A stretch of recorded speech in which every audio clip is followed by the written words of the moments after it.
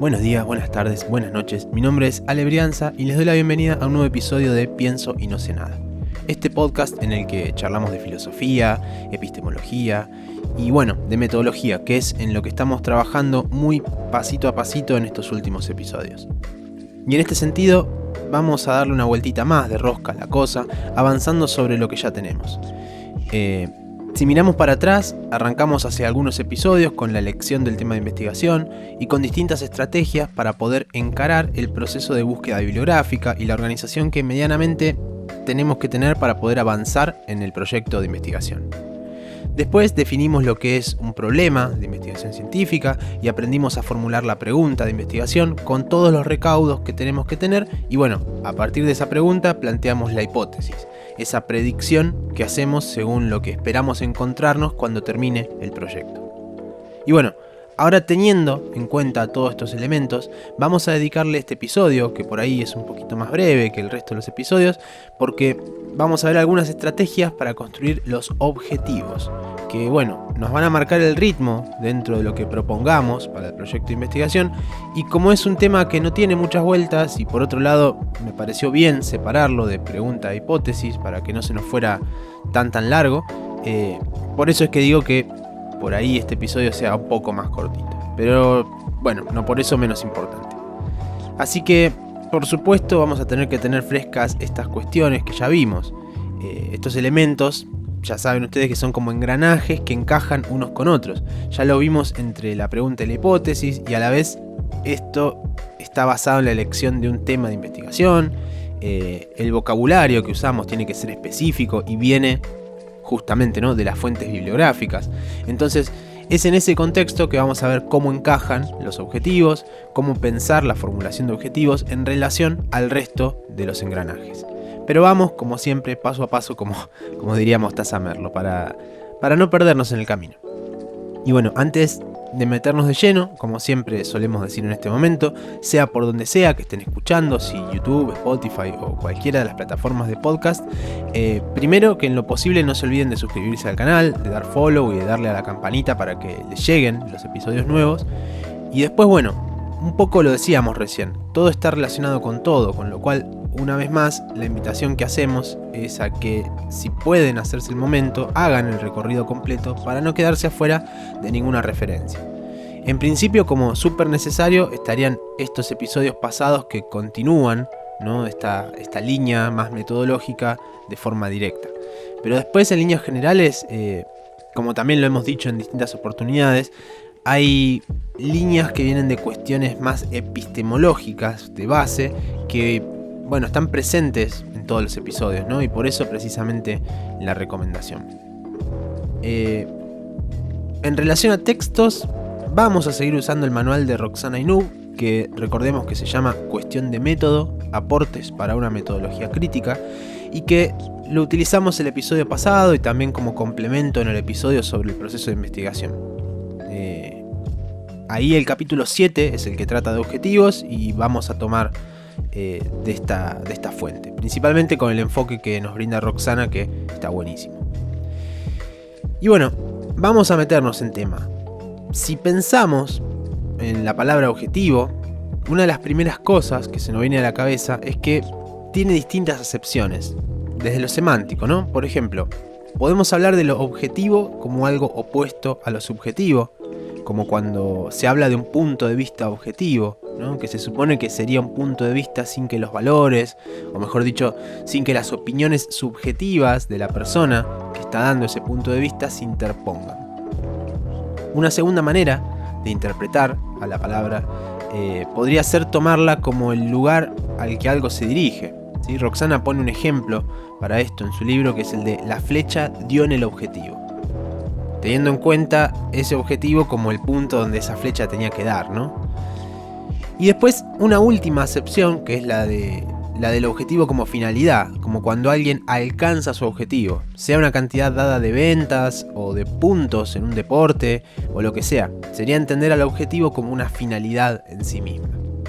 Y en realidad lo interesante es que, si bien son cosas distintas, porque sí, cada una de estas tres acepciones tiene su propia interpretación, Todas nos ayudan a entender o a aclarar el alcance de la definición que le damos a los objetivos en el marco de un proceso de investigación, donde lo consideramos como el producto o resultado que se espera alcanzar con la investigación.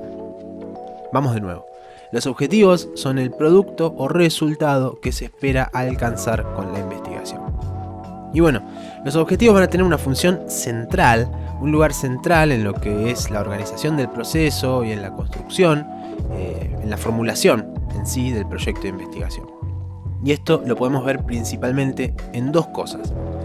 Primero, porque representan a los productos o resultados empíricos que se espera obtener mediante la investigación y que nos ayudan a contestar la pregunta, que dicho de una forma más elegante no es ni más ni menos que contrastar nuestra hipótesis, ¿sí? Los objetivos nos ayudan a contestar la pregunta contrastando la hipótesis.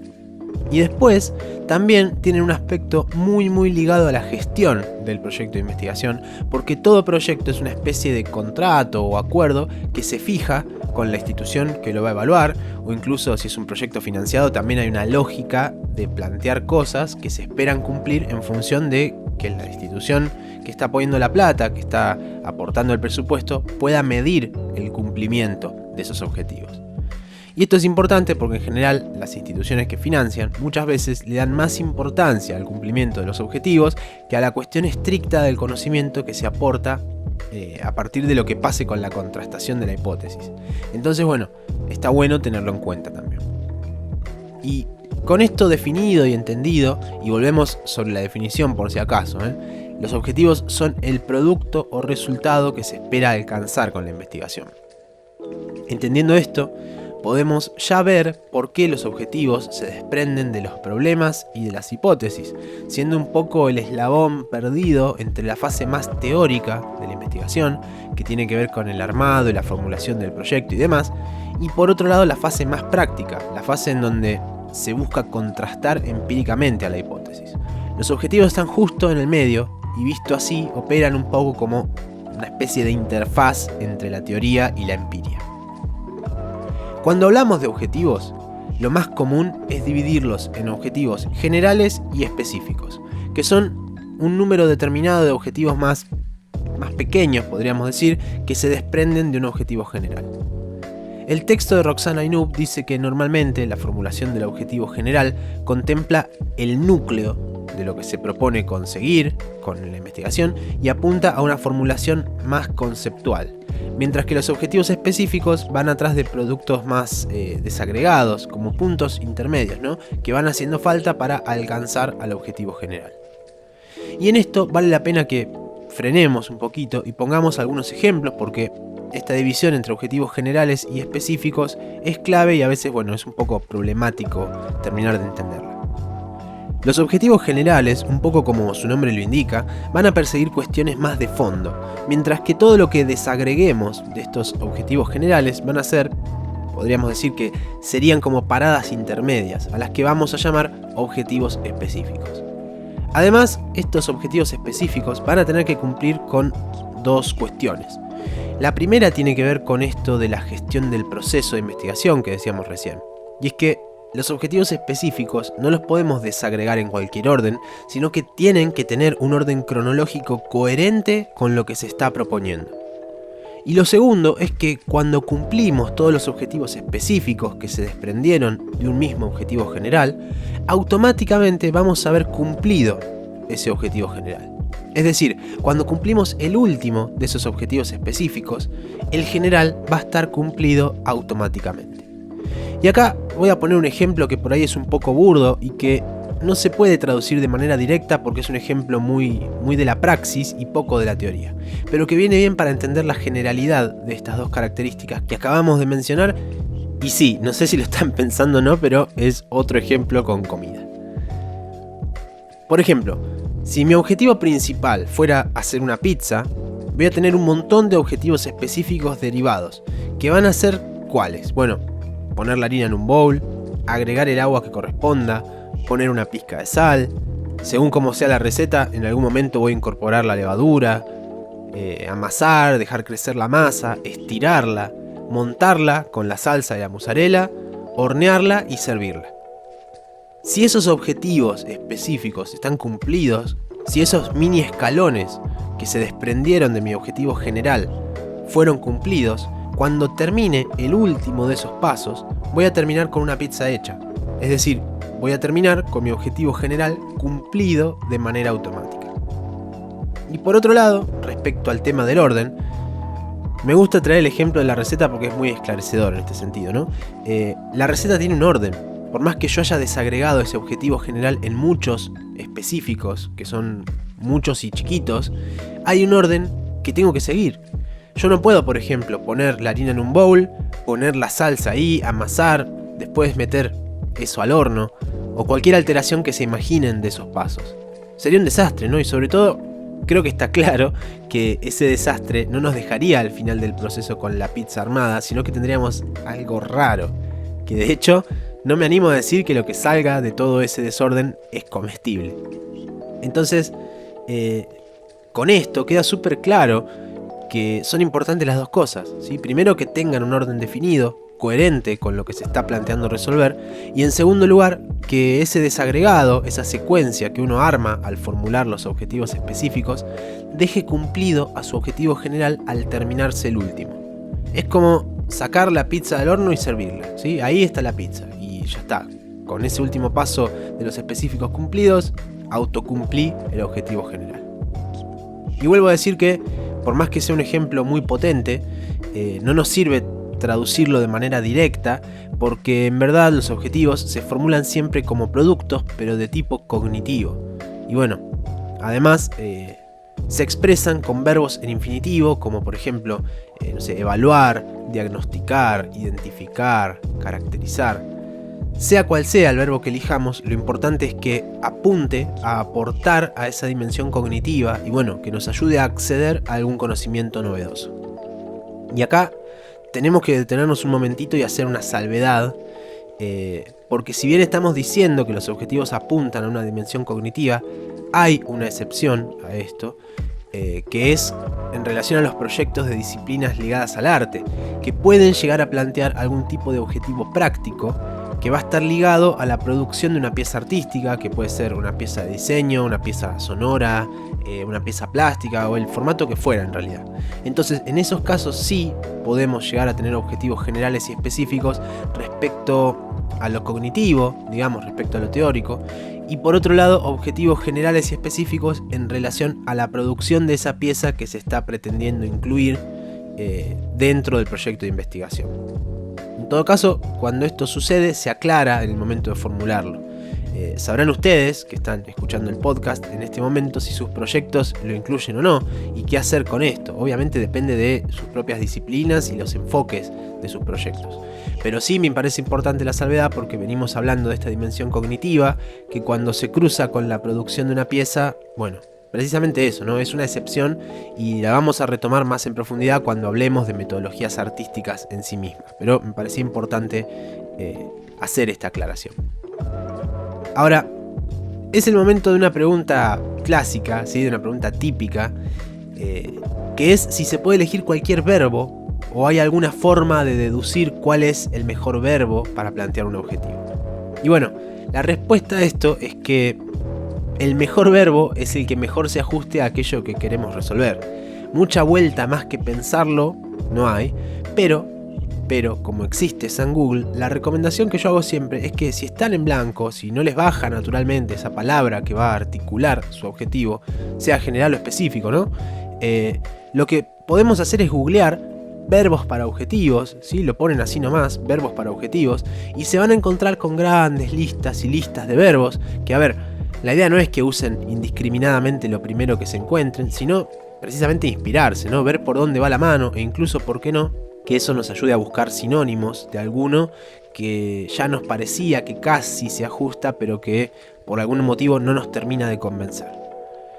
Lo que sí vale decir es que estos verbos tienen un poder inmenso desde lo que plantean. Es decir, no tiene el mismo nivel de profundidad proponer un objetivo como conocer en comparación a, no sé, determinar. El verbo conocer tiene un nivel de superficialidad que se ve atravesado por el verbo determinar. Y si miramos hacia atrás, esa superficialidad o profundidad según desde el punto de vista que se lo quiera ver, eso está relacionado con el tipo de hipótesis que hayamos planteado. Y por supuesto con otra cosa que mencionamos el episodio pasado, que es el tipo de diseño del proceso de investigación. Entonces sí, algo que nos puede ordenar para el momento de elegir estos verbos es que si tenemos presente el tipo de hipótesis que planteamos, que recordemos, pueden ser hipótesis de atribución si estamos describiendo, hipótesis de causación si estamos atrás de explicar o relacionar al fenómeno con su causa, o hipótesis de significación si lo que estamos haciendo es una interpretación. Si tenemos presente el tipo de hipótesis que tenemos planteada, vamos a poder elegir los verbos con una mejor facilidad, porque vamos a tener delimitada de una u otra manera la profundidad, la contundencia de esa palabra que estamos buscando. Otra cosa que a veces pasa con los objetivos y que pasa más comúnmente de lo que creemos es elegir un verbo que en verdad no es un objetivo, sino que es una actividad o un propósito o una meta. Y acá tenemos que tener cuidado porque es terreno un poco pantanoso. Arranco por el final. Hablamos de las metas recién. En toda investigación, o sea, no importa lo que se investigue en sí mismo ni la disciplina, en toda investigación, la meta siempre va a ser responder la pregunta de investigación contrastando la hipótesis. Y esto no es un objetivo en sí mismo. Los objetivos van a ser esos productos, esa interfaz, decíamos antes, que nos van a hacer posible responder a la pregunta, contrastar la hipótesis, ¿sí? Entonces, esta meta no se formula ni se explicita en ningún lado porque se da por supuesta. O sea, si es una investigación, tiene como meta contestar esa pregunta. Como decíamos recién, todas las investigaciones apuntan a eso. Después hablamos de los propósitos. Acá lo que tenemos que entender es que un propósito está directamente vinculado a los fines que persigue la investigación y en verdad tiene más que ver con lo que desean las personas que están llevando adelante esa investigación. Es decir, lo que esperan aportar a su disciplina o al contexto social en términos de la contribución que esperan hacer. Esto muchas veces se formula, pero no en los objetivos, sino en otro apartado que se llama relevancia, y que vamos a verlo más en profundidad dentro de poco. Y por último, hablábamos de las actividades, que las dejamos para lo último precisamente porque son las que más suelen aparecer camufladas en algunos verbos, confundiéndonos con los que realmente sí son objetivos. Si tuviéramos que definirlas, las actividades son todas las tareas que tenemos que llevar adelante para alcanzar los objetivos. Todo lo que tengamos que hacer para cumplirlos. Para cada objetivo puede haber más de una tarea, más de una actividad, que puede ser, hacer un relevo bibliográfico, diseñar un instrumento de recolección de datos, hacer una entrevista, analizar esa entrevista. Estas actividades también se formulan, pero tampoco se van a formular con los objetivos, sino que van a ir a parar a un cuadro que se llama cronograma y que ordena en general a las actividades en función del tiempo. Entonces uno ahí dice, en tales meses voy a hacer esto y esto, en los meses siguientes esto otro, y también lo vamos a ver nuevamente dentro de poco cuando veamos la confección de lo que se llama anteproyecto o plan de tesis, ¿sí? Falta poquito para eso. Y bueno, para cerrar ya el tema, deberíamos mencionar algunas características que tenemos que cuidar al momento de formular los objetivos. En principio tienen que ser claros y precisos en su formulación, ¿sí? De la misma manera que con la pregunta y la hipótesis no hay ningún motivo para sumar palabras que adornen y nos compliquen o nos desvíen del punto que se quiere resaltar. Después tienen que ser factibles y viables. También tema que vimos ampliamente en otros episodios, pero por si aterrizaron de golpe acá, lo mencionamos brevemente. Tienen que estar planteados de acuerdo a los recursos con los que contamos, ¿sí? En términos de materiales, tiempo, contactos, acceso a las fuentes. Y además contemplar las habilidades técnicas, ¿sí? El saber hacer de la propia persona que va a llevar adelante la investigación. Es decir, en principio no deberíamos proponer nada que no sepamos resolver. Después, también tienen que ser medibles, ¿sí? Lo que lo vuelve evaluables también. Esto quiere decir que hay que formularlos de manera tal que al finalizar la investigación sea posible ver, sea posible evaluar si se cumplieron total o parcialmente. Y algo importante, ¿sí? En general lo ideal es que no haya que retocar ni cambiar los objetivos en el transcurso de la investigación, pero si por alguna razón se llegan a modificar, hay que hacer un apartado y especificar y justificar esas modificaciones con las razones por las que se tomó la decisión. Esto tiene mucho que ver con lo que mencionábamos antes de la financiación y demás.